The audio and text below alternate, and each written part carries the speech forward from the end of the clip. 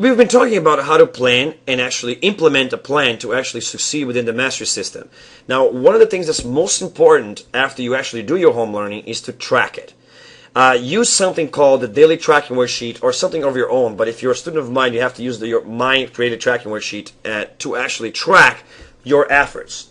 You basically need to create a log of what you did and how long you did it for and the total time you spent doing it so that you can find out later what works best for you and what doesn't work for you. Are you wasting time with a task that you're supposed to do faster than you're doing it? Are you studying wrong? Are you not studying enough? All of these things you can tell, and I can tell as a teacher by looking at the way you're tracking your learning. Basically what you're doing is you're trying to find out if what you're doing is working for you. And so it also helps you push yourself to become accountable and responsible for your success. Because you can see on your tracking sheet, hell, I'm not trying hard enough, or I'm trying so hard but I'm making progress. Something must be wrong. And it's also a class requirement, so you got to do it. Here's how you do the daily tracking worksheet. So for example, let's say you have you're learning about plate tectonics and you spend today is 4/19, so you go 4/19/2012 and you write down the date and then you say I spent around 30 minutes studying, watching podcasts or videos about this. I also, before I watched the videos, I spent about 15 minutes reading over notes that were on the website. And then I spent about 5 minutes answering a transparency just to make sure I have learned that material. And I also reviewed the key terms for 10 minutes. And I did that by using the study guide to do the plus and negative sign kind of thing for 10 minutes. And I'm working really hard, you know. And if you add all this up, it's about, let's say, 50... so an hour and 10 minutes, so you write down the bottom, 1 hour and 10 minutes of studying time today. That tells you what you've done and how long you did it. And the daily tracking worksheet already has a lot of different options of study strategies that you can do, and there's also space to add other options so that you can improve the way that you're learning. Okay, that's the daily tracking worksheet. It's a requirement. You have to fill out one column for every day so that you can keep track of what you're doing. And some kids which are in trouble will be required to get a little parental initial underneath the total time here so that your parents can verify that you actually did spend this time studying. And that's how your parents actually help you out and make sure that this actually happens. Now, like it is important to plan for your progress, it's also important to plan for class. Okay, you're going to do this in pencil because afterwards you might have to change it, but you're going to come to class every day with a plan already written on another worksheet that's called the classwork progress sheet. And remember, both these worksheets are available through the class files at my website. So if you go to my website and you click on class files, those worksheets will be there. Now, this first page here is where you track the points you're earning and where I, as a teacher, write down your effort and progress and behavior in class, and then your parent will sign it. And I usually do this only for students who are having trouble with the class, but what you're going to do is you're going to use the second page. On the second page, you're going to write down what your plan is. So let's say, for example, you have me tomorrow, 4:20. I plan on doing level 1 work tomorrow. I'm going to watch videos 3 to 5 tomorrow in class. And that's going to take me about 40 minutes of studying time. That's not really worth any points, so it's not applicable. And then at the end of the day, I will initial as a teacher to prove that you actually spend that time doing that. But typically, I will only initial if it's worth points, okay? But anyways, then I still have some time left because the class is long, so I'm going to do a little more level 1. I'm actually going to do the reading check because I'm done studying. So I'm going to do that in 10 minutes, and that's actually worth 10 points, and I initial that once you get it. On that same day, before taking the quiz, I'm actually going to do a little bit of studying with the lecture guide. Okay, because I just finished watching the video, so that was just collecting the information. Now I got to learn it, you know. So I'm going to work with the lecture guide and quiz myself, you know, and then I'm going to self-quiz, and okay, and I'm going to spend about 20 minutes doing that. So that's all I'm going to be doing today because of that. Okay, then I'm going to see you 2 days later on 4/22, and then I'm going to do level 2 work. I'm going to attempt the quiz, and I'm probably going to spend about 30 minutes doing that, just in case I need to attempt it more than once because I didn't really do that well, and I have review a little bit more. And that can be worth 50 points when you pass it. So, okay, great.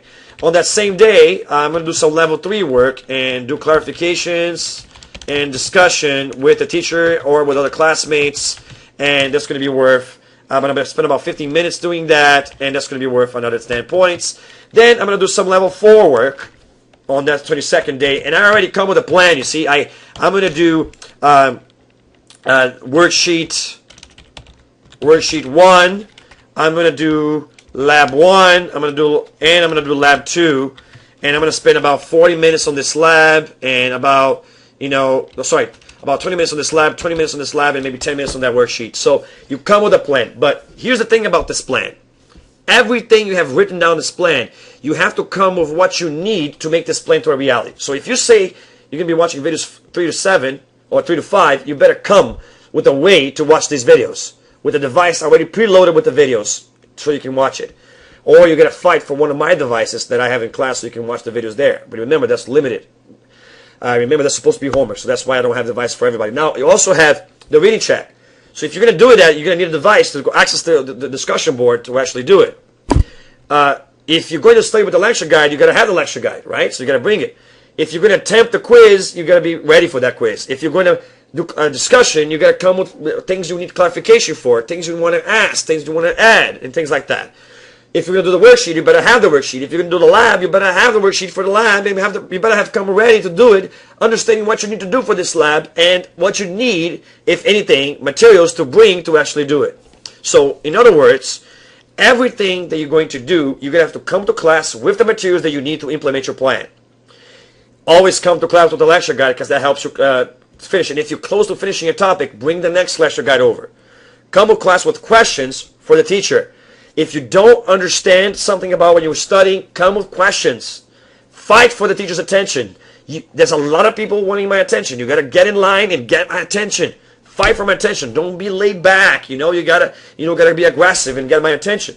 If I'm busy, remember there's some kids that might be working faster than you or at the same topic that you're working on and may already have learned this stuff, so you may be able to answer some of your questions with peers in the class. So ask for help.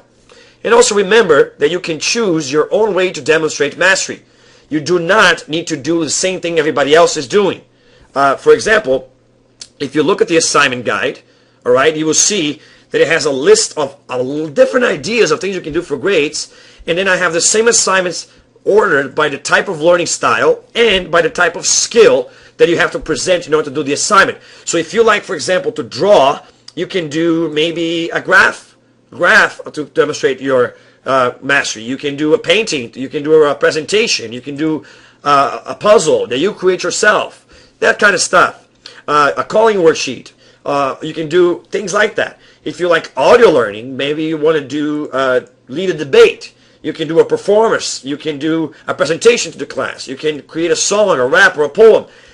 I have options for a lot of different people, learners, to actually demonstrate the learning when you're at level 4 and level 5. And so remember that you don't have to limit yourself to what everybody else is doing. And remember that even the quiz itself has alternatives. You can take oral quizzes or do project-based mastery in order to prove that you've learned a topic.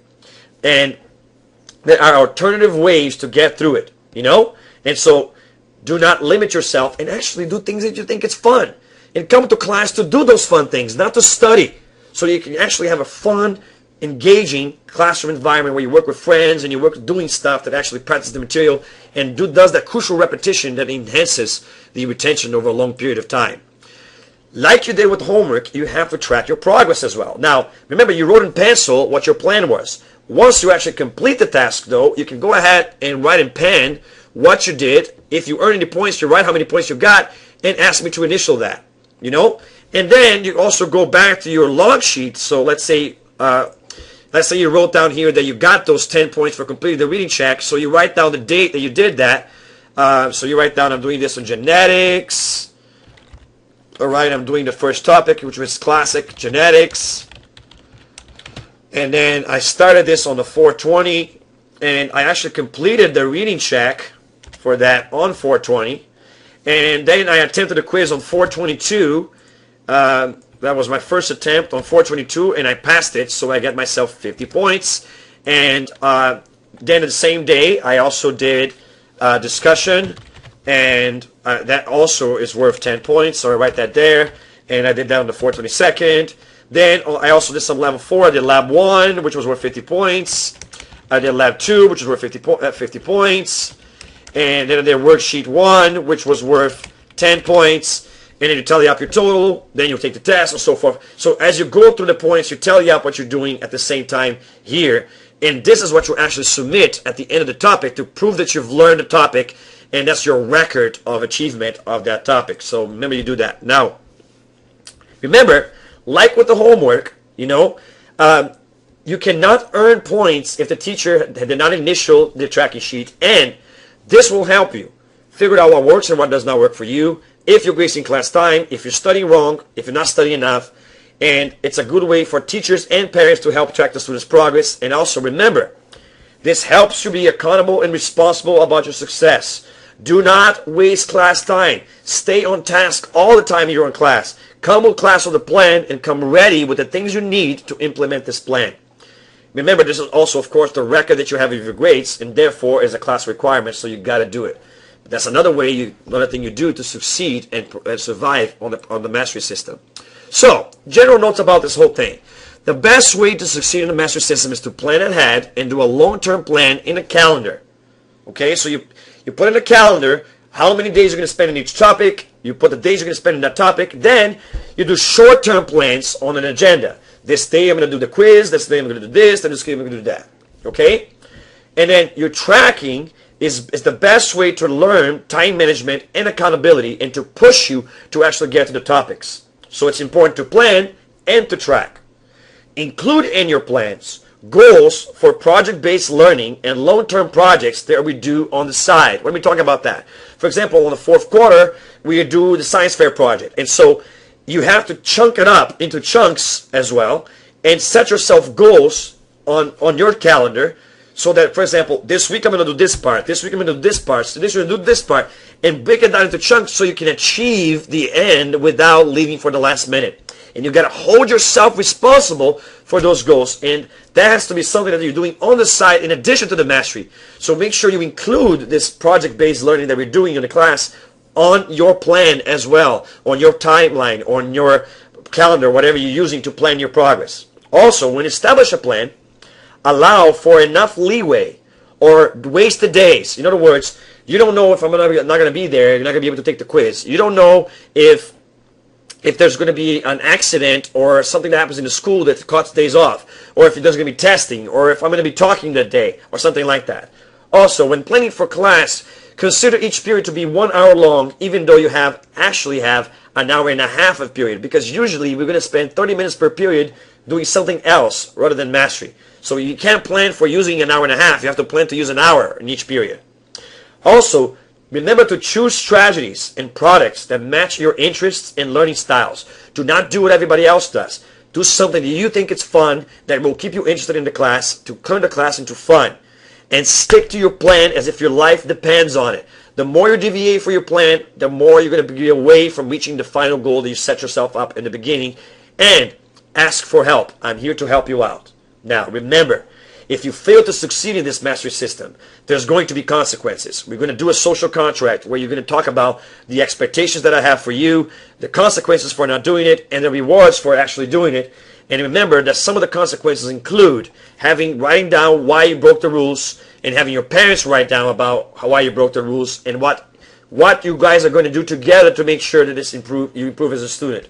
It also includes, at the second time you do bad things, coming for a mandatory work ethic meeting where your parents are invited to come. If they don't come, you come twice. It also involves parent calls where you call your parents to tell them, hey, I'm in class and I'm slacking. I'm letting you know that I'm probably failing.